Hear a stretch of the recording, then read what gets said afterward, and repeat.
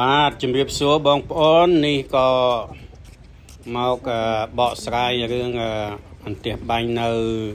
ប្រាសាទអង្គរវត្តដែលប៉ះពាល់អាយុជីវិតខ្មែរយើង3នាក់ណាបាទថ្ងៃនេះឃើញថាលោកជំទាវម៉ែនសំអនមកបួងសួងឧទ្ទិសកុសល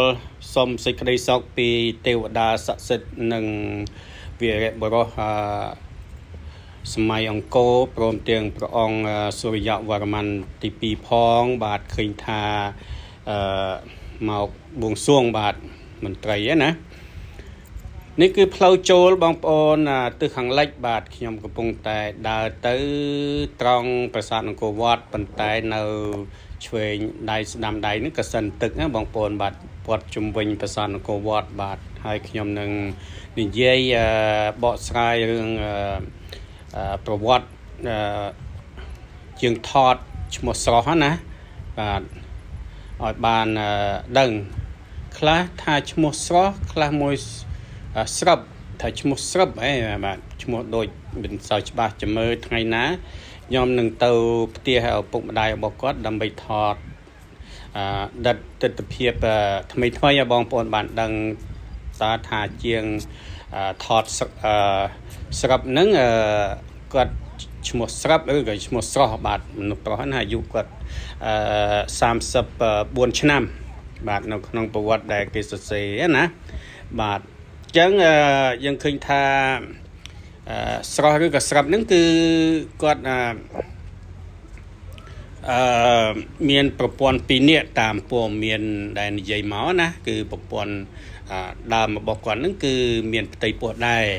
បាទហើយគាត់បានប្រព័ន្ធម្នាក់ទៀតគឺថាប្រព័ន្ធចុងហ្នឹងគឺយកវិមាយកូន2បាទហើយកំពុងតែពោះដូចគ្នាដែរណាបាទគេថាពោះទាំង2នាក់ផងប្រវត្តិហ្នឹងតែរឿងហ្នឹងខ្ញុំបានព័ត៌មានមកពី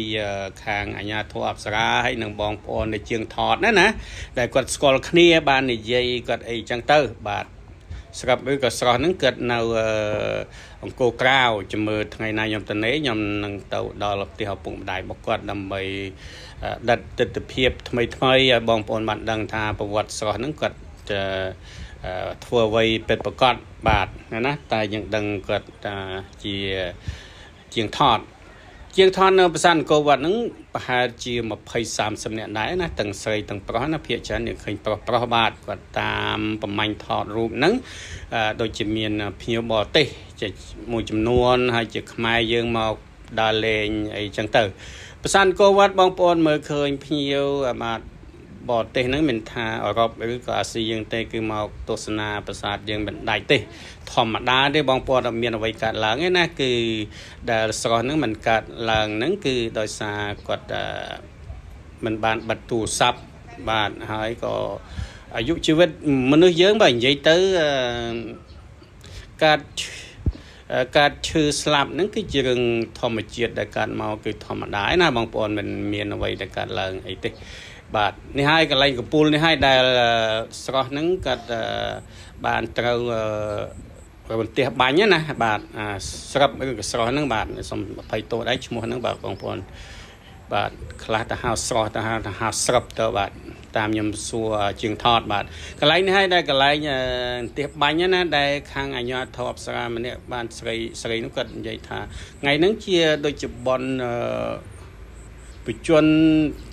សម្ដេចផងបាទខ្ញុំអត់បានមើលឯកសារដែរសំទោសកន្លែងនេះដែរមនុស្សដែលមកដើរលេងច្រើនបាទដើរច្រើនថ្ងៃហ្នឹងណាគឺស្រងតងទាំងសងខាងណាគឺពេញហ្មងប្រហែលជា200នាក់គាត់បាទពេញទាំងអស់បាទខាងគាត់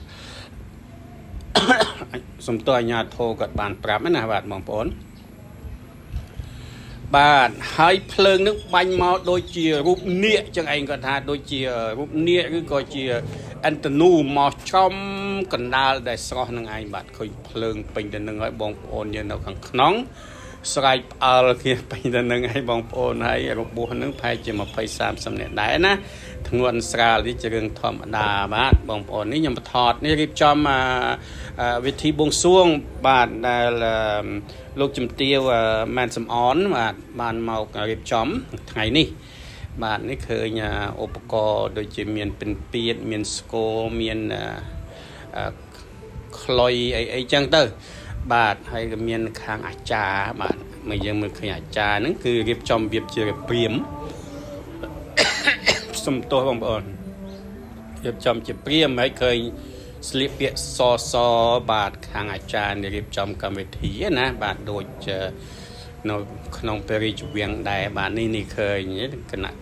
តែគាត់រងចាំលោកជំទាវមកធ្វើកម្មវិធីបាទហើយកន្លែងនេះជាកន្លែងដែលអប្សរាហើយកន្លែងខ្ញុំថតរូបហ្នឹងគឺកន្លែងដែលថ្មធ្លាក់ពីខាងលើតិចតួចដែរបងប្អូនមិនមានអីគួរឲ្យត្រូវជួសជុលអីប្រហែលទេបើតិចតួចបាទឃើញគេថ្មប្រហែលដុំហ្នឹងឯងតូចនៅខាងស្ដាំដៃណាធម្មតាមែនណាបងប្អូនបាទនេះជាទស្សនវិជ្ជាដែលខ្ញុំផ្ដិតយកមកនេះគឺថ្ងៃនេះបាទសម្ដេចម៉ែនសំអនហ្នឹងគឺបានមករៀបចំអានេះមានផ្កាភ្ញីមានតែនៅខាងក្នុងខ្ញុំមិនអាចចូលទៅបានបងប្អូនបាទព្រោះគាត់រៀបចំកម្មវិធីអញ្ចឹងខ្ញុំថតពីខាងក្រៅបន្តិចឲ្យបងប្អូនបានឃើញថាក្នុងកម្មវិធីនេះក៏មានអញ្ចឹងទៅបាទអញ្ចឹងណា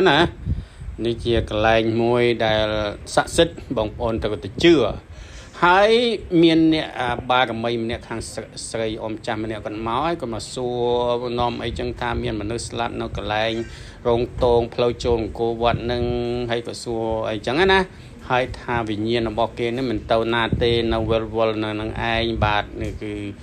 នៅហ្នឹងណាហើយថាវិញ្ញាណ12នាក់ហ្នឹងគឺបានទៅឋានសួគ៌ហើយបាទ2នាក់ដែលស្រីណាដែលគាត់ទៅស្លាប់នៅក្នុងមន្ទីរពេទ្យតែវិញ្ញាណរបស់ស្រស់ហ្នឹងគឺនៅក្នុងនេះនៅឡើយណាបងប្អូនបាទនេះខ្ញុំដែលមកថតទស្សនវិជ្ជាដែលឲ្យបងប្អូនឃើញនៅខាងក្នុងផងអីផងណាបាទនេះហើយនេះយើងត្រូវជឿណាបងប្អូនគឺស័ក្តិសិទ្ធិណាស់នៅប្រាសាទអង្គរវត្តយើងកុំប្រមាថមើលងាយអ្វីក៏ដោយយើងត្រូវតែជឿបាទទោះបីនៅទីភ្នំក៏ដោយវាលស្រែទឹកបឹងបួយ៉ាងណាក៏ដោយយើងត្រូវតែជឿមានអបិយជំនឿពីព្រោះវារៀបរបស់យើងគឺអ្នកសាងសង់នឹងសុទ្ធសឹងតែអ្នកដែលមានបារមីខ្ពស់បាទមន្តអាគមអាឋានតូចអាឋានធំអ្វីបាញ់មិនមុតដុតមិនឆេះនឹងត្រូវតែមានប្រទេសខ្មែរយើងមានជំនឿណាស់អញ្ចឹងបើយើងមកទីណាហើយមកពិសេសគឺផ្សារអង្គរវត្តកន្លែងលោកតារាជអីចឹងណាយើងត្រូវតែលើកដៃថ្វាយបង្គំសូមសេចក្តីសុខតាមផ្លូវយើង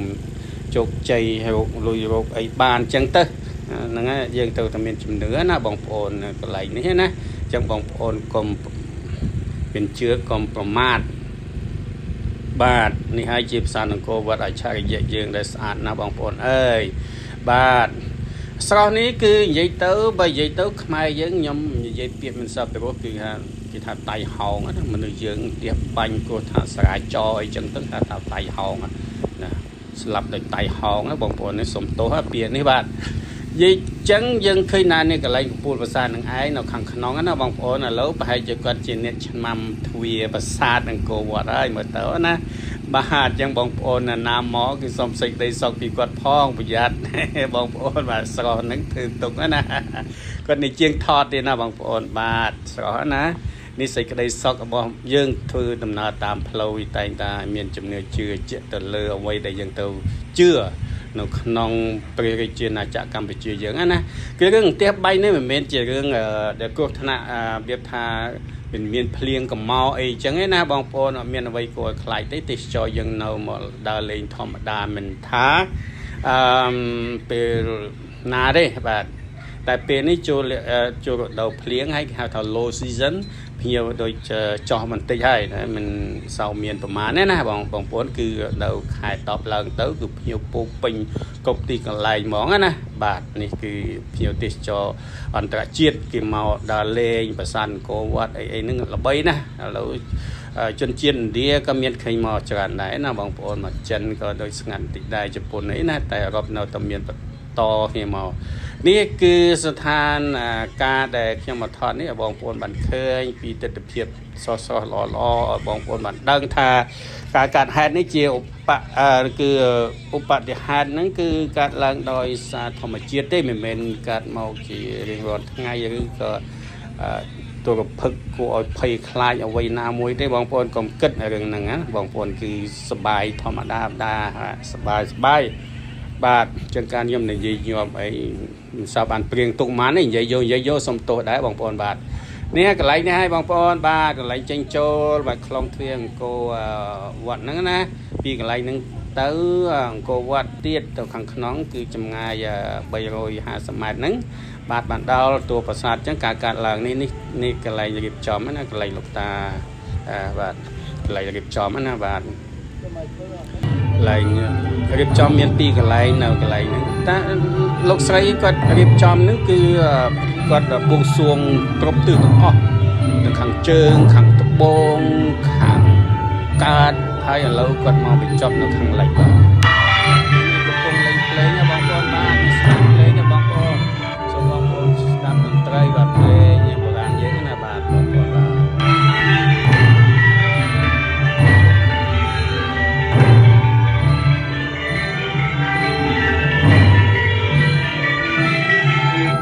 เพลงบวงสรวงนะบางคนบ้าน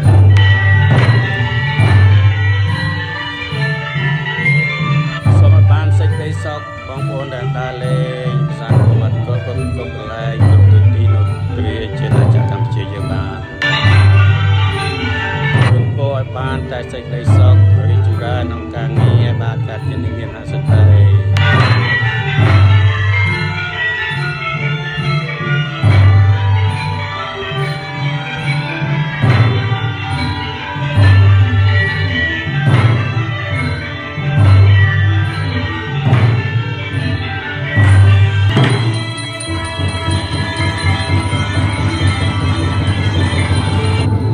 บวงสรวงหลวงพ่อลูกจุ่มเตี้ยมาจำอ่อนมา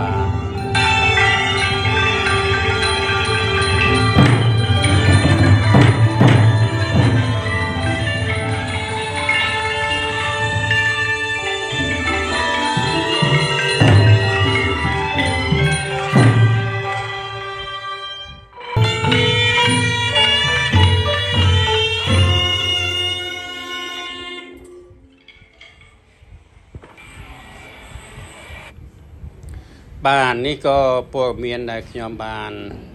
ในเย็นนี้เจตงหนึ่งสระจังกะไรนี่เคยทางรัฐบาลยังบ้านเมากับบรรดาคณีดำไปบวงสรวงสิกได้ซกในตำบลประสันโกวัดได้การแฮดมวยได้เตียบใบเนี่ยนะปีธรรมจิตบรรดาออยมนุษย์สลับใบเนี่ยนี่บ้านเราคลองเทียงโกทอมเราตึกขังไหลบาทตึกขังไหลนะเป็นเราขนองประสันโกวัดเตะบองปนบาทนี่จีเพียบล้อได้ยังเคยทาขมายยังเราเมียนจุ่มเนื้อไปจุ่มเนื้อบาดซิมเซงบาดเมนทาเรนเนตาหรือก็เจอกันไล่นามวยได้บาดยังเราแต่เมียนเชื่อโดยคลาบองปนก็เตาสมโปใจปีปองใจปองจอมคลาไล่ลูกตาเรียบาดเตาพนมกุเลนปองทอมนี่ก็ไล่รีบจอมบองปนนี่เคยยำทอดนี่ยำทอดปีจำไงได้บองปนมันสาวฉบับได้ปีพวกการวิธีบ่มนตรีธนาทอมยังมันอายตัวโจทอดใหญ่ในทางขนมอันนะไปยำเฉลี่ยทอดมันติดได้บาดเราคลองเทียงโกวัดนั่นนะบาดให้โลกจุ่มเตี้ยบานเมากับทัววิธีบวงสรวงใส่กระไดซอกจูนเปิดเตะเจียดเยอะนะบาดนี่เคยให้รีบจอมนึกกะไรจอมกะไรในสอนึกสลับมองนะบาดของโอนนะก็ถือกะไรจอมกะไรหนึ่งมองไอ้นี่ยังมาทอดไอ้กระสาคลายบองโอนเคยบาดเราตูเตียงประสันโกวัดนึงไอ้ก็จะในสำคัญบาดสอนนึงก็เมียนบองโอนปีเนี่ยได้หมดทอดนะมันเนี่ยจะสอนนี่โอนเป็นบองก่อนมันเนี่ยเตียนบาดกาอันเตียใบนั้นคือเป็นหลังเงียนะบองโอนคือใครจะมองบวน50 นาทีหลังเงียนะเพลียงทะเลมอคลังเมียนจอลเมียนไอจังนะมันดาลอ่อยเตียนนึกบังเต่าจอมเพ ផ្ដោតទៅចំកន្លែងស្រស់នឹងហ្មងបាទស្រស់នឹងដូចថាគាត់អស់អាយុណាម៉ែនិយាយខ្លីអាយុគាត់34ឆ្នាំនេះកំតិចកំទីថ្មធ្លាក់មកពីខាងលើហើយខ្ញុំថតនេះដើម្បីឲ្យបងប្អូនឃើញមិនអីជាចាំបាច់ទេពីព្រោះជាតិភ្លើងមកបាញ់ថ្មមិនមែនឲ្យធ្វើបាច់បាក់ដល់ដូចគ្រប់កំភ្លើងទេណាបងប្អូនកុំជួយកុំច្រឡំណាបាទតែមានអត្តពលដែរគឺឃើញខាងអាញាធរស្រាមស្រីម្នាក់នោះគាត់ប្រាប់ខ្ញុំថាភ្លើងទៅបាញ់មកដូចរូបនាគចៃមកដូចឥន្ទនូយកមកត្រង់កន្លែងបង្អួចកន្លែងស្រស់នឹងឯងបាទមកប៊ុំហ្មងបាទនេះណាបាទចឹងជាព័ត៌មានទេបងប្អូនណាបាទឲ្យបងប្អូនបានដឹងខ្លះអំពីការកាត់ឡើងចឹងកុំនាំគ្នាជួបច្បល់ហើយកុំនាំគ្នាភ័យខ្លាចបាទថាមិនអាចមកលេងប្រាសាទអង្គរវត្តបានអីចឹងមិនមែនទេណាមកលេងធម្មតាអត់មានអីទេសบายធម្មតាបងប្អូនអត់មានអីកើតឡើងគួរខ្លាចទេណាបាទគឺប្រាសាទអង្គរវត្តយើងជាអច្ឆរិយៈដ៏ល្បីរន្ទឺទូទាំងពិភពលោកមួយនៅក្នុង7ណាគេថា one of the seven wonder in the world អញ្ចឹងនិយាយថាមិនធម្មតានេះភ្ញៀវយើងឃើញមកកោះភ្ញៀវរកភ្ញៀវពីភ្ញៀវកូរ៉េពីអីយើងឃើញមកធម្មតាភ្ញៀវមកធម្មតាអញ្ចឹងបងប្អូនកុំភ័យវាជានេះរឿងគ្រោះថ្នាក់ធម្មជាតិបងប្អូនណាបាទមិនមែនជារឿងដែលយើងគួរភ័យខ្លាចយើងគេមកចាំធ្វើបាបធ្វើអីយើងទេបាទអត់មែនទេណាបងប្អូនអញ្ចឹងបងប្អូនត្រូវតែដឹងការកាត់ឡើងនឹងមិនមែនជារឿងអីគួរឲ្យខ្លាចទេចឹងបាទបងប្អូនសូមអញ្ជើញមកលេងមកធម្មតាសប្បាយទាំងអស់គ្នាបតិភូតធម្មជាតិវាមិនមែនជារឿងគួរឲ្យខ្លាចទេបងប្អូនវាស្ដាប់បាទយើងម្នាក់គាត់បកស្រាយអំពីប្រវត្តិសាស្ត្រអង្គរវត្តណាបាទបងប្អូនបាទខ្ញុំមកកកកធម្មតាបងប្អូនអត់មានបញ្ហាទេណាបាទមិញនេះមានកទេយើងខាងពិសងលេនាំភ្ញៀវអឺរ៉ុបភ្ញៀវអីចឹងណាគាត់ដើរបកស្រាយពីប្រវត្តិសាស្ត្ររឿងខ្មែរយើងប្រាសាទអង្គរវត្តអីចឹងណាបងប្អូនបាទមានច្រើននេះជួបអាស៊ីជួបអីយើងណាបាទចឹងបងប្អូនត្រូវដឹងថាប្រាសាទអង្គរវត្តយើងមិនមែនជារឿងលេងសើចមិនមែនជាវត្ថុមួយដែលមិនមានប្រយោជន៍ណាបាទនេះជាដុំពេជ្រណាបងប្អូនឲ្យដឹងដុំពេជ្ររបស់ប្រទេសខ្មែរយើងគឺអង្គរវត្តnàyទាញទូទាំងពិភពលោកឥឡូវគេស្គាល់បាទនេះកន្លែងលោកតារាជបាទខ្ញុំមកថតកន្លែងលោកតារាជនេះក៏បានរៀបចំដែរបាទតែសម្ដេចម៉ែនសំអនឥឡូវកំពុងតែធ្វើកម្មវិធីនៅលើកំពូលប្រាសាទអង្គរវត្តណាបាទព្រោះសម្ដេចម៉ែនសំអនហ្នឹងមកហ្នឹងគឺធ្វើទាំង4ទិសបាទទាំង4ទិសណាមានខាងកើតខាងលិចខាងកើតខាងជើងខាងត្បូងហើយបានមកបញ្ចប់ទិសខាងលិចបាទនៅកន្លែងនេះណាតែខ្ញុំអត់បានថតសម្ដេចទេព្រោះសម្ដេចចូលទៅខាងក្នុងអីចឹងទៅយើងមិនអាចទៅ눈도 쓰니고 바람도 쓰니고 비도 쓰니고 이게 모든 것이 쓴이에요. 그래서 이거 삼업신 중에서 이게 비수신이라는 신이 있어요. 비수신 이름이 비수신. 자 우리 한강 이쪽으로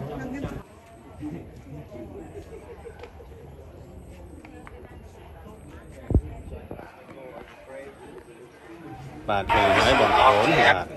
សូមអញ្ជើញដល់បងប្អូនណាដែលបានមកលេងហើយគឺមកលេងធម្មតាបាទតែកន្លែងគេបនស្រន់កន្លែងនេះបាទបាំងស្គលហ្នឹងគឺខាងភ្នំពេញហើយនិងខាងកំពតនោះបានមករៀបចំអស់ហើយប៉ុន្តែខ្វះ